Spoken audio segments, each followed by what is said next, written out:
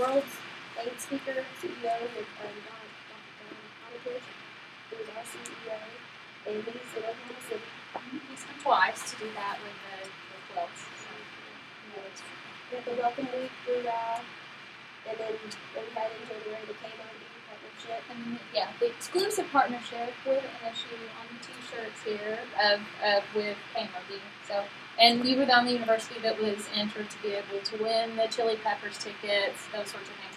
I think somebody last year from NSU won, Ozzy Osbourne, and all of that kind of stuff. So, yeah, he can't watch Blood Drive. Yeah, but I saw him there.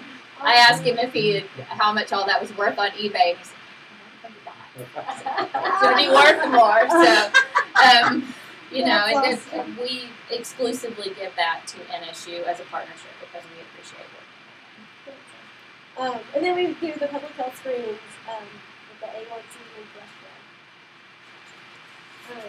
And these are some bullet points on why we need volunteers like you guys every day to help save lives, to get to the community, to be an important part of the team, to grow personally, and to educate and encourage the way. The next slide I put on there, just benefits of why college students like you guys being on the Blood Drive Committee is very helpful. Students like you guys gain insight, experience, and get planning and recruitment, and there's community involvement and campus involvement, the responsibility it takes, and accountability recognition, the team building aspects, building leadership. It's good to put on your resume for potential employees on the road. Networking with the community, and then community service and helping fellow students out. The next slide, we didn't put the statistics on there yet, just because we didn't want it to be public knowledge to the entire world.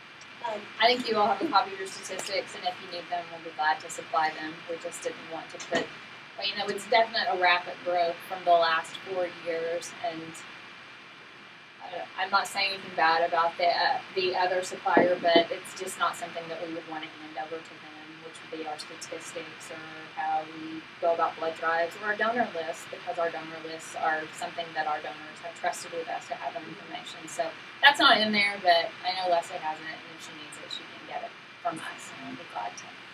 But it's a wonderful success story of how much it's grown in the last 4 years. It kind of looks like the AT&T commercial with the signal bars. Yeah, it does. That's what it looks like. Yeah. So yeah, it's very good.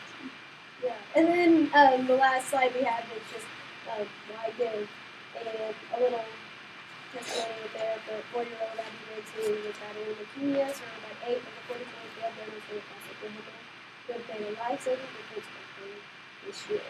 And this is Abby at the Thanksgiving event in Oklahoma City. And every year we have a Thanksgiving event where we try to bring together our donors and choose a recipient to try to get their donors specifically. You were there last year, weren't you?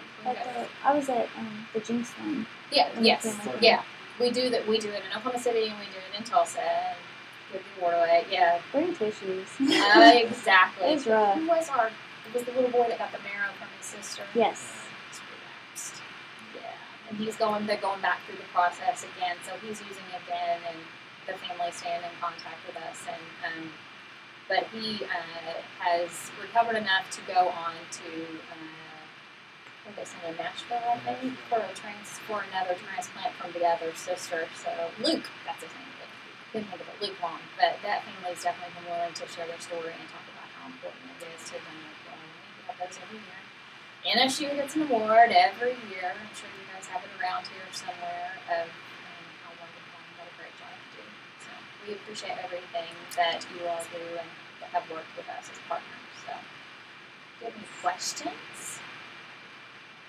We should make committees like this every place, exactly. And that's probably the only thing I would say to you guys is that you have no idea what you're doing. So just going out. It would not be success like it is without you guys doing what you do. Our staff love to come here because they don't ever want to go out to a place and have ups and downs and nobody coming, and they want to be working and drawing blood and saving lives. And when we come here, they know, and it's without a doubt that the committee's done it. They come in like they always do, and it just keeps growing and growing. It makes a huge difference, and we don't get that anyway. And they're always it's on. Really, not that way.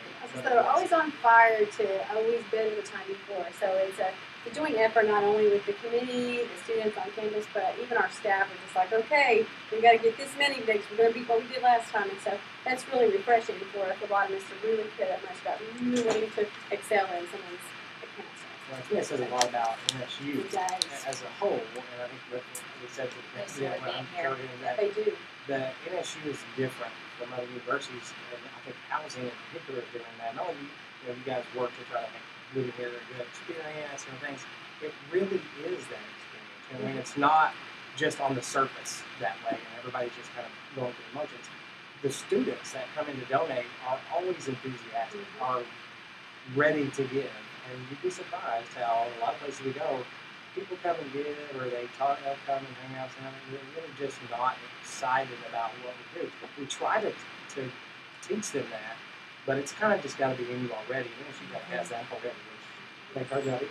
I love coming here. I see freshmen that were there with their freshman luau that I'm, seeing for 4 years in a row, and I recognize them being at every point.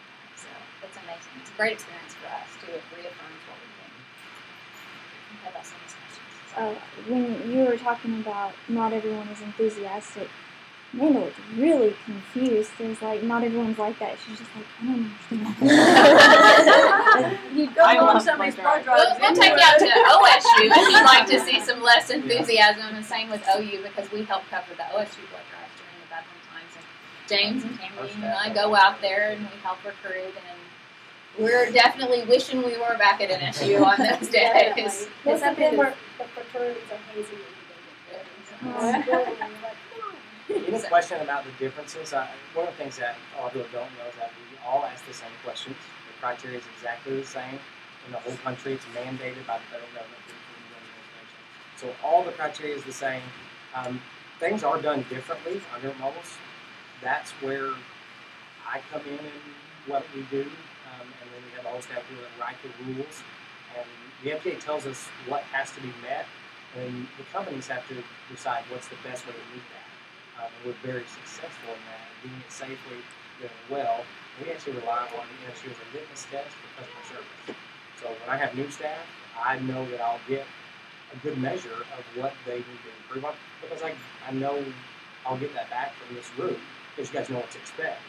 And so it defines our donor staff in a way when it comes to my I know Lizzie will want to hear that. I knew, but everybody comes, all staff come to NSU. So when they come, and if I have somebody that doesn't live up to that measure, I usually find it out here. A lot of times I can just stand and watch the donors as they go through, and not just how they're treated, but how they feel when they're done.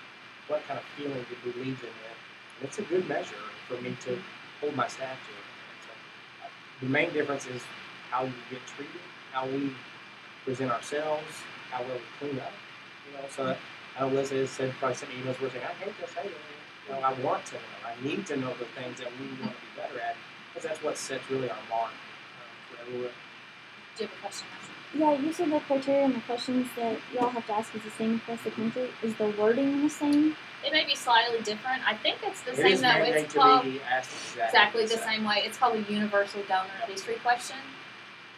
And if you look it up, 8abb.org is probably the best place to go and look for all of that stuff.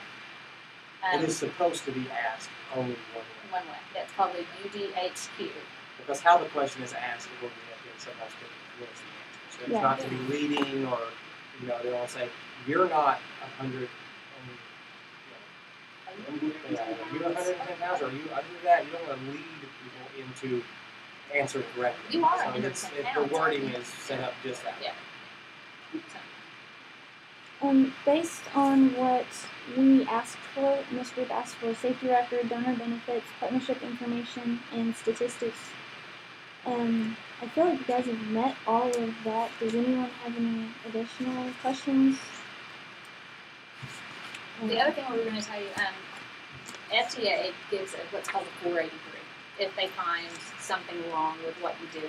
And it's part of the Open Records Act. It's available to the public. Whoever wants to go and look at it, you're welcome. We would encourage you to go research 483s for different blood centers. They're out there.